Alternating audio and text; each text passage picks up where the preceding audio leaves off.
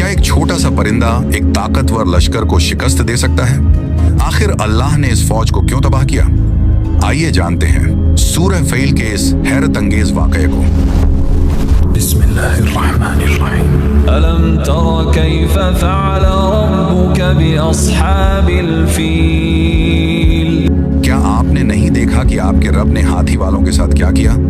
आज से 1300 साल पहले इस दुनिया में एक ऐसा इंसान था जिसके पास फौज, ताकत, दौलत, हुकूमत सब कुछ था। उसका नाम था अब्रहा अल-अशरम अल-हबशी। इथियोपिया का वह जनरल जो यमन का बादशाह बन गया था। अब्रहा ने यमन में एक ऐसा चर्च बनवाया जो दुनिया ने पहले कभी नहीं देखा था। सना शहर में कुल्लैश नाम था उसका। सोना, संगे मरमर, ऊंची मीनारें। अब्रहा चाहता था कि पूरी अरब वहां आए हज करने के लिए, मक्का नहीं या कुल्लैश आए। लेकिन अरबों का दिल काबा से जुदा नहीं हो सकता था। इब्राहिम अलैहिस्सलाम ने जो घर बनाया था, इस्माइल अलैहिस्सलाम ने जिस जमीन पर कदम रखे थे, वह रिश्ता कोई चर्च नहीं तोड़ सकता था। फिर एक रात बनु किनाना के एक बहादुर आदमी ने कुल्लैश के अंदर घुसकर उस चर्च की दीवार को बेपाक कर दिया। जब अब्रहा को पता चला, उसका खून खौल उठा और गुस्से से बोला, ये अरब मेरे घर की बेइज्जती करते हैं, मैं मक्का को जमीन से मिला दूंगा। इस पत्थर के घर का नामो निशान तक नहीं बचेगा। अब्रहा खुद को समझने लगा कि वही सबसे ताकतवर है। दुनिया की हर चीज उसकी ताकत के नीचे है। अब्रहा ने अपनी पूरी ताकत जमा की। 60,000 जंगजू, कुछ रिवायतों में इससे भी ज्यादा, 9 या 13 हाथी और एक हाथी सबसे बड़ा जिसका नाम था महमूद। वह हाथी जिसके कदमों की आवाज से जमीन कांपती थी। सोचो, जब अरब के लोग इतने बड़े हाथी देखेंगे तो डर के मारे उनका क्या हाल होगा।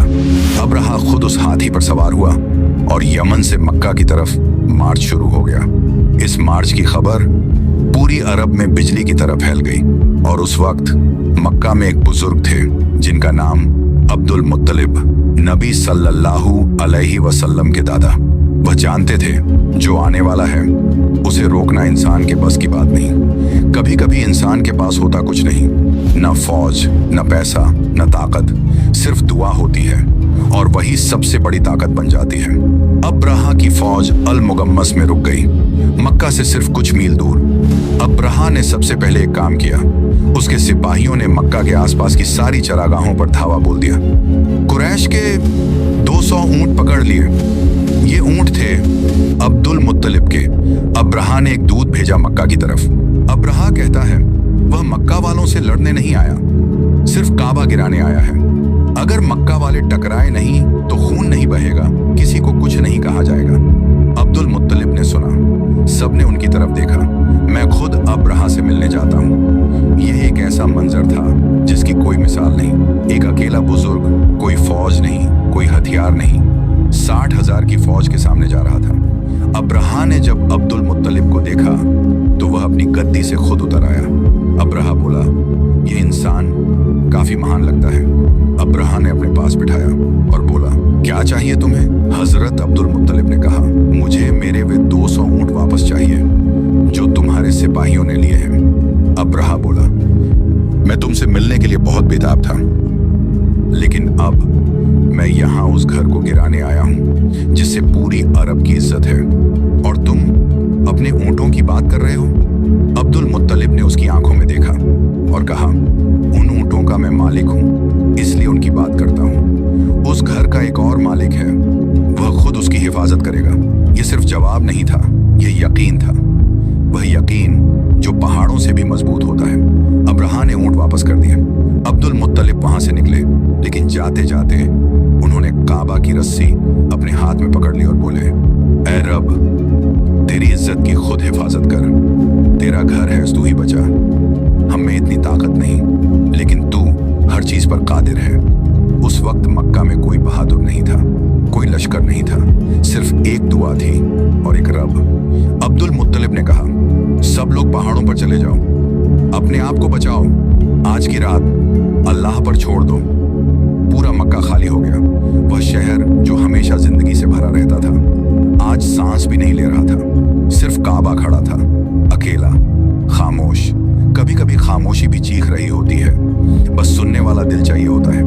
अब्राहा की फौज सुबह सवेरे चली। महमूद वह बड़ा हाथी आगे आगे। सिपाहियों के चेहरों पर यकीन था, आज काबा गिर जाएगा। लेकिन मुहस्सिर की वादी में महमूद हाथी रुक गया। सिपाहियों ने दबाया, हाथी नहीं हिला। उन्होंने उसे मारा, उसे खड़ा किया, फिर दोबारा मक्का की तरफ चलाया। जब भी महमूद को मक्का की तरफ मोड़ते, वह बैठ जाता, दाएं तरफ बाएं तरफ आगे और पीछे चलता। लेकिन जैसे ही मक्का की तरफ मोड़ते, घुटने टेक देता। सिपाही बोले, सरदार, हाथी आगे नहीं जा रहा। अब्राहा बोला, इसे मारो, खड़ा करो, आगे बढ़ो। उस हाथी को कोई नहीं जानता था कि वह क्यों रुका था, लेकिन अल्लाह जानता था। कभी कभी अल्लाह अपनी कुदरत दिखाने के लिए इंसान नहीं, जानवर तक इस्तेमाल कर लेता है। और फिर आसमान से एक आवाज आई। एक आवाज नहीं, हजारों आवाजें। परिंदे, अल्लाह के परिंदे, अबाबील, छोटे थे, बिल्कुल मामूली। हर परिंदे के पास 3 पत्थर थे, एक चोंच में और एक पंजे में। और फिर बारिश शुरू हो गई, पत्थरों की बारिश, जिस पर गिरता काट के रख देता। महमूद वह बड़ा हाथी, 60,000 की फौज, जिसने कभी हारना नहीं जाना था, भाग रही थी। जो मक्का से भागे रास्ते में मरे, जो यमन पहुंचे वहां मरे। अब्राहा खुद, जो मक्का को मिट्टी में मिलाने आया था, उसके अपने हाथ की उंगलियां गल गल कर गिरने लगी। जब वह सना वापस पहुंचा, उसकी हालत काबिले रहम थी और फिर वह मर गया। पहाड़ों पर से कुरैश ने देखा, वह फौज भाग रही थी, खाली हाथ, टूटी हुई। अब्दुल मुत्तलिब काबा के पास आए, हाथ रखा दीवार पर, आंखों में आंसू थे। तेरे रब ने तेरी हिफाजत की, हमारी नहीं, अपने घर की। यह वाकया हुआ मुहर्रम के महीने में 571 ईस्वी, और ठीक 50 दिन बाद उसी मक्का में बनी हाशिम के एक घर में एक बच्चा पैदा हुआ। अब्दुल मुत्तलिब ने उसे उठाया, काबा के सामने ले आए और उसका नाम रखा मोहम्मद सल्लल्लाहु अलैहि वसल्लम। सोचिए जरा, अल्लाह ने पहले अपने घर की हिफाजत की, क्योंकि इस घर की तरफ एक नबी आने वाले थे, जिस काबा का तवाफ करने के लिए कयामत तक लोग आते रहेंगे। वे परिंदे, अबाबील, कैसी फौज थी अल्लाह की। न तलवार, न तीर, न इंसान, सिर्फ अल्लाह का हुक्म और बस। क्या आपने नहीं देखा कि आपके रब ने हाथी वालों के साथ क्या किया? क्या उसने उनके मकर को बर्बाद नहीं किया?